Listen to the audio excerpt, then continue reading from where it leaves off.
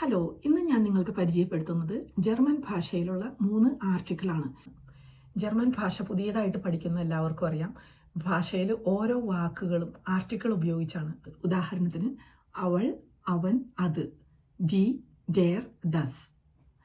D എന്നുള്ളത് ഫെമിനീൻ article, dare എന്നുള്ളത് മാസ്കുലീൻ article, thus എന്നുള്ളത് നോയ്ട്രൽ ആർട്ടിക്കിൾ.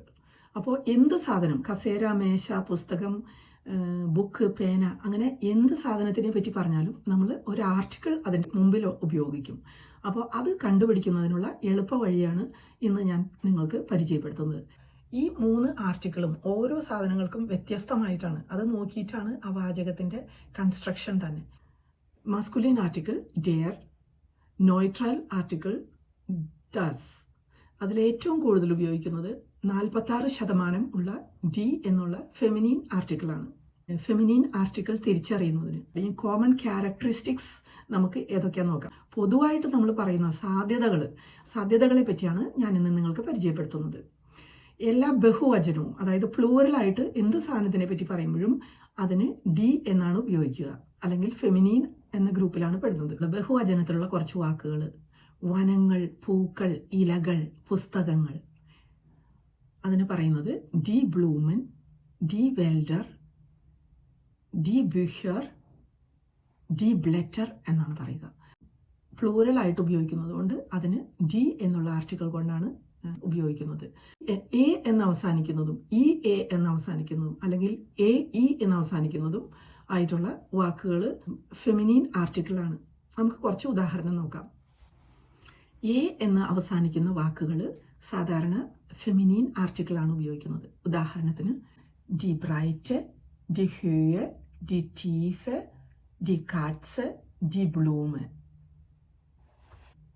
ഇനി ഈ എ എന്ന് അവസാനിക്കുന്ന വാക്കുകളും ഫെമിനീൻ ആർട്ടിക്കിൾ കൊണ്ടാണ് ഉപയോഗിക്കുക. ഉദാഹരണത്തിന് D allergy, D strategy, D sympathy, D എംപത്തി. ഈ എ ഇ എന്ന് അവസാനിക്കുന്ന വാക്കുകൾ ഫെമിനീൻ ആർട്ടിക്കിൾ വെച്ചാണ് ഉപയോഗിക്കുക. ഉദാഹരണത്തിന് ഡി ഡറ്റായ്, ഡി ബെക്കറായ്, ഡി പറ്റായ്.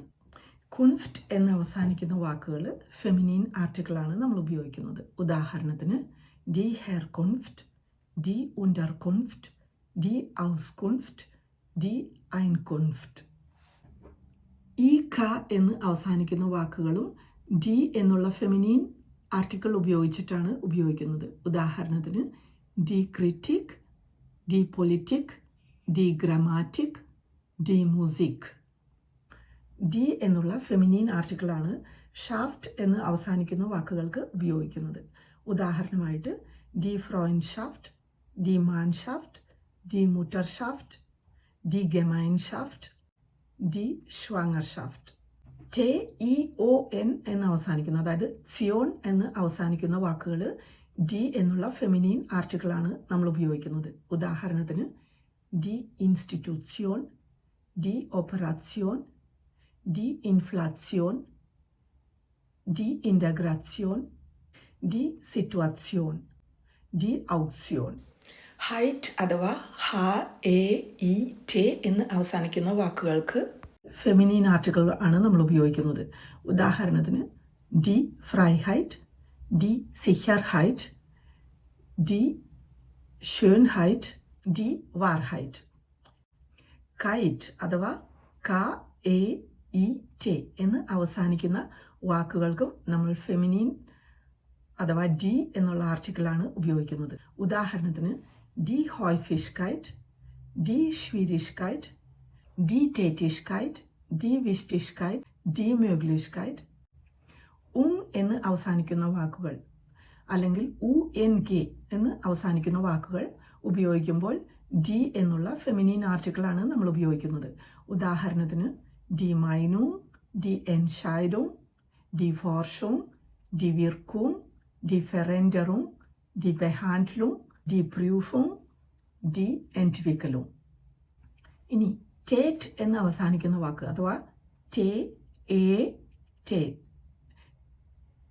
ടേറ്റ് എന്ന് അവസാനിക്കുന്ന വാക്കുകൾക്കും ഡി എന്നുള്ള ഫെമിനീൻ ആർട്ടിക്കിളാണ് നമ്മൾ ഉപയോഗിക്കുന്നത്.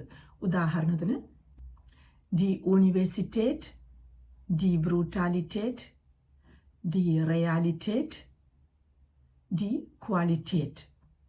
അതുപോലെ പൊതുവായിട്ട് ഡി എന്നുള്ള ഫെമിനീൻ ആർട്ടിക്കിൾ ഉപയോഗിക്കുന്ന ചില കാര്യങ്ങൾ, അതായത് എല്ലാ നമ്പറുകളും ഉപയോഗിക്കുന്നത് ഡി എന്നുള്ള ആർട്ടിക്കിൾ ഉപയോഗിച്ചാണ്. ഉദാഹരണത്തിന് ഡി ഐൻസ്, ഡി zwei, ഡി drei, ഡി vier, അങ്ങനെ എല്ലാ നമ്പേഴ്സിനും ഡി എന്നുള്ള ആർട്ടിക്കിളാണ് ഉപയോഗിക്കുന്നത്.